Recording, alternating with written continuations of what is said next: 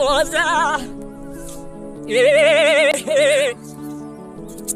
হ্যাঁ ভাগনা, 500 কোটি মামলাটা কি অবস্থা রে?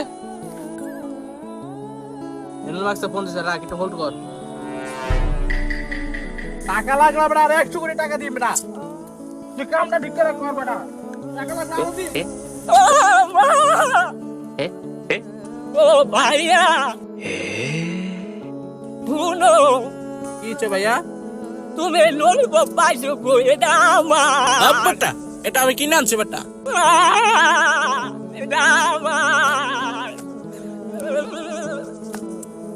ওই দেখ তো নানি ওরে।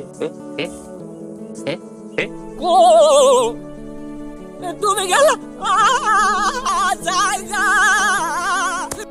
এ মা গো, আমার ললিপপ হয়ে গেছে গা। ও মা, আমার ললিপপ হয়ে গেছে গা।